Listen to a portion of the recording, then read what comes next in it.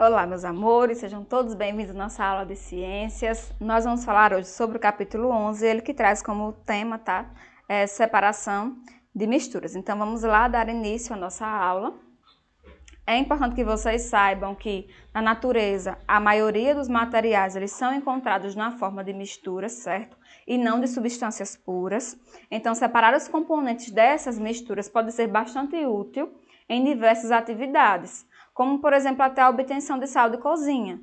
O sal que nós utilizamos para cozinhar, né, para temperar a maioria dos alimentos, ele não é encontrado na natureza separado, não. Ele vai ser encontrado, certo, misturado com a água. Então, é necessário fazer um processo de separação de misturas para poder obter o sal de cozinha. Uma característica das substâncias é que mesmo quando elas estão formadas em uma mistura, tá? Mesmo quando elas estão na forma de mistura, elas vão manter a sua propriedade específica, como, por exemplo, densidade, ponto de fusão, ponto de ebulição e também a solubilidade. Como, por exemplo, é possível separar a água do óleo, assim como também é possível separar a água do sal. Então, tanto se consegue, né, separar misturas homogêneas, como também consegue se separar misturas heterogêneas, tá certo?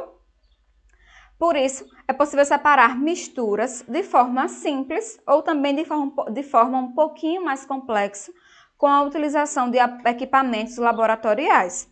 Por exemplo, você pode realizar a catação, que é uma forma de separação de misturas, na cozinha da sua casa.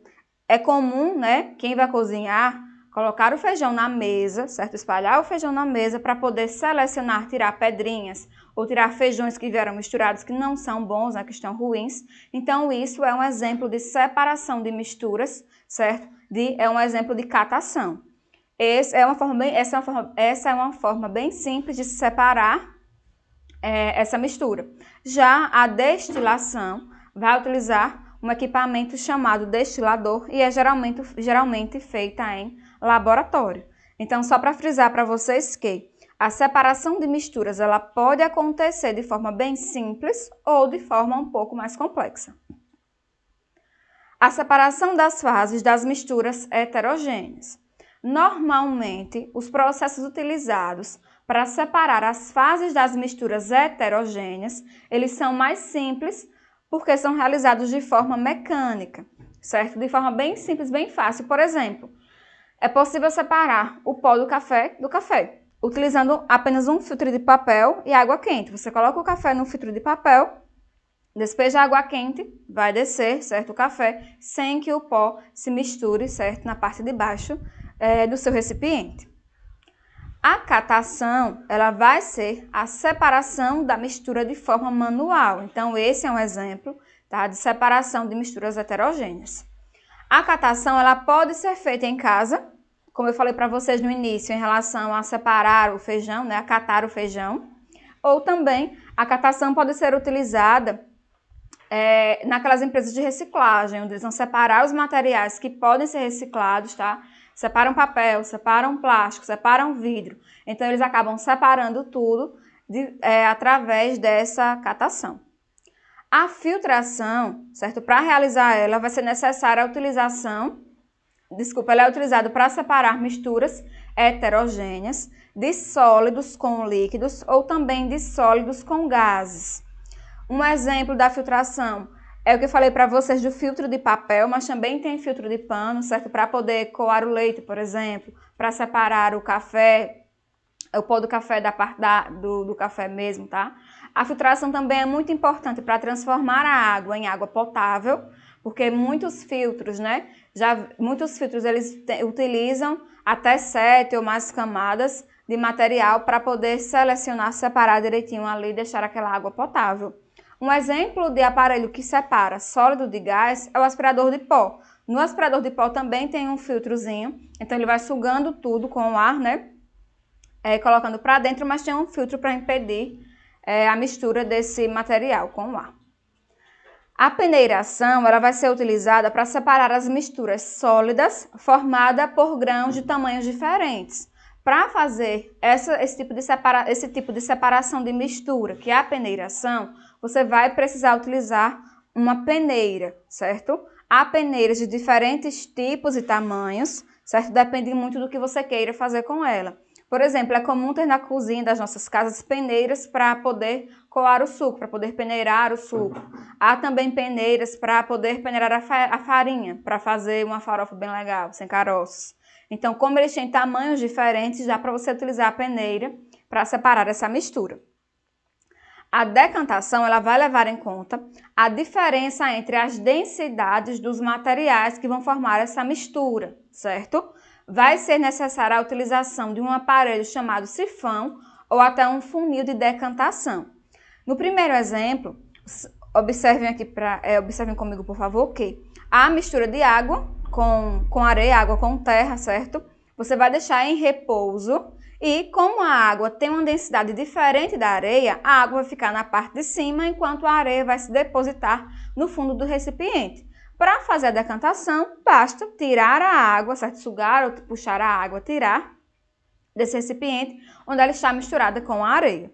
Outro exemplo de decantação é com este aparelhinho aí, certo? Decantador.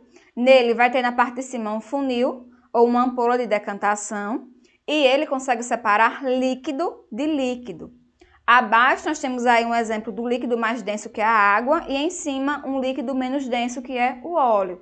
Nesse caso, como o óleo fica em cima, você vai abrir o registrozinho do decantador, a água vai descer, você vai fechar para que o óleo não desça junto com ela. Então, é possível separar líquido de líquido. A levigação e a ventilação, elas vão permitir a separação das partículas sólidas com diferentes densidades também, tá certo? Na levigação, vai utilizar-se água para fazer essa separação. A levigação é bastante utilizada nos garimpos, tá? Para poder retirar o ouro que fica naqueles rios. Então, eles vão peneirando ali a areia com água, mexendo e ajudando, fazendo com que a água leve as partículas de areia. Como o ouro geralmente tem um tamanho bem maior, né? Então, o ouro permanece no recipiente enquanto a areia vai ser levada embora com a água. Então, a levigação vai utilizar água, enquanto a ventilação vai utilizar apenas o ar. Nela, você pode utilizar a peneira ou até qualquer superfície, né? Que seja lisa, como até um prato, por exemplo. Se tiver misturado grãos de acerola, por exemplo, grãos de milho, por exemplo, com folhas, você pode utilizar a ventilação. A ventilação vai levar as folhas para outro lugar, enquanto os grãos que são mais pesados vão permanecer onde você fez a ventilação.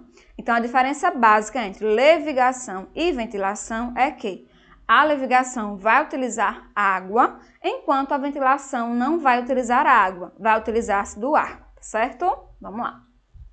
A separação magnética. A separação magnética ela é feita com ímãs e ela vai ser utilizada para separar por atração componentes metálicos de algumas misturas heterogêneas. Como no exemplo que eu trago para vocês aqui no slide, nós temos a mistura de limalha de ferro e enxofre. E quando utiliza-se o ímã para poder separar essa mistura, a limalha de ferro vai ser atraída pelo ímã e vai grudar nele, deixando só o enxofre na parte de baixo. Então, dessa forma, você pode fazer a separação magnética utilizando de um ímã, separando a limalha de ferro do enxofre. Então, se vocês pensarem bem, com o ímã vai ficar um pouco mais fácil encontrar uma agulha no palheiro, né? Que sempre falam. É muito difícil encontrar uma agulha no palheiro. Se você tiver com o ímã, vai ser bem mais fácil, bem mais tranquilo, porque através da separação magnética, a agulha do palheiro vai lá grudar no ímã, então você consegue tirá-la de lá com bastante facilidade. Tem também a dissolução fracionada. Nela, vai se adicionar um líquido que seja capaz de dissolver apenas um dos sólidos daquela mistura. Vou dar um exemplo. Se você tiver misturado, não sei por qual motivo, né? O açúcar com a areia, você pode adicionar água e mexer um pouco. Quando você fizer isso, o açúcar será dissolvido pela água e você vai depois poder tirar a água daquele recipiente, ficando apenas a areia, já que o açúcar foi dissolvido junto com a água. Então, ao tirar a água daquela mistura, você vai estar tirando também o açúcar. Deu para compreender, né, galerinha? Dissolução fracionada. Você vai misturar lá, tem açúcar com areia, adiciona água, o açúcar vai ser dissolvido pela água e ao retirar a água da mistura, você também vai estar retirando o açúcar, fazendo então a separação desse exemplo aqui. A separação dos componentes das misturas homogêneas. Porque, como vocês viram no início da nossa aula de hoje, da mesma forma que é possível separar misturas heterogêneas, também vai ser possível separar misturas homogêneas. Mas, para tanto, é necessário que as técnicas apresentadas para separar as misturas homogêneas, certo? Elas vão utilizar propriedades da matéria, como, por exemplo, os pontos de fusão e pontos de ebulição. Só para relembrar para vocês, o ponto de fusão vai ser a passagem do sólido, certo, para o líquido, enquanto o ponto de ebulição seria aquecendo essa mistura, né, realizando a passagem do líquido para o gasoso. Repetindo, ponto de fusão, passagem da matéria do estado sólido para o estado líquido, ponto de ebulição, utilizando temperatura, certo? Realizando a passagem do estado líquido para o estado gasoso, que é o estado de ar, estado de gás. Tranquilo? Vamos lá. A evaporação é nossa primeira forma, né, de separação de misturas homogêneas e nela nós vamos utilizar o ponto de ebulição. O ponto de ebulição do solvente, ele tem que ser menor, ele é menor, tá, que o soluto. O solvente será descartado da mistura na evaporação. Então, se eu quero, por exemplo, se eu quero separar a água do sal, eu posso colocar para aquecer essa mistura, certo? A água ela vai evaporar da mistura, restando apenas o sal nesse recipiente. Dessa forma, eu consigo separar essa mistura homogênea de sal com água. Só que, na evaporação, você vai ter que perder o solvente da mistura. Não tem como recuperar pela evaporação, tá? Então, você acaba perdendo esse solvente, que nesse caso do exemplo que eu trouxe para vocês aqui, é a água. Tem também a destilação simples. No caso da destilação simples e também na destilação fracionada, que é o nosso próximo tópico, vocês vão perceber que nesse caso você vai reaproveitar o solvente da mistura. Então, você consegue aproveitar todos os componentes dessa mistura, diferente do que nós vimos agora na evaporação.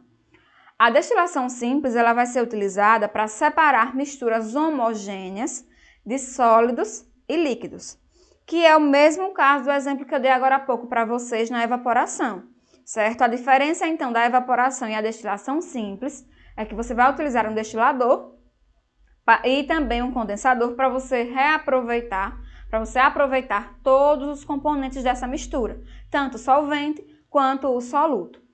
Observe então aqui que no destilador que eu trouxe para vocês na imagem, vocês conseguem perceber que há um termômetro, certo? Para poder medir a temperatura, para saber o ponto, para poder deixar no ponto exato de ebulição da mistura. Vocês percebem também que há um condensador. Esse condensador ele vai transformar o vapor de água, certo? Que seria o gás da água, em estado líquido, certo? Então, dessa forma, o sal permanecerá no recipiente de vidro, esse que aparece para vocês aqui, e a água será condensada e depois vai parar também nesse outro recipiente, estando mais fria, passando pelo condensador. A destilação fracionada ela vai ser diferente da destilação simples, porque na destilação fracionada você consegue separar, certo? Líquido de líquido. A destilação simples você separa sólido de líquido. Na destilação fracionada você separa líquido de líquido, tá? Na mistura homogênea. Nós também temos aqui para vocês o destilador, certo? Ele vai ser um pouquinho diferente do destilador da destilação simples, porque ele vai conseguir separar líquido de líquido, como por exemplo aqui eu trago para vocês a água e a acetona. Ambos são líquidos, ambos conseguem fazer, né, uma mistura homogênea. Nesse caso, vai se aproveitar as duas coisas, utilizando-se então desse destilador.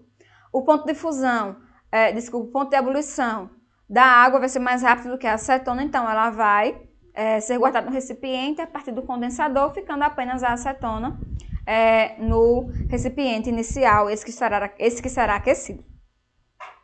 Meus amores, nossa aula vai finalizar por aqui, certo? Um cheiro a todos vocês, se cuidem, até a nossa próxima aula. Um cheiro e tchau, tchau, meus príncipes e princesas. Tchau, tchau.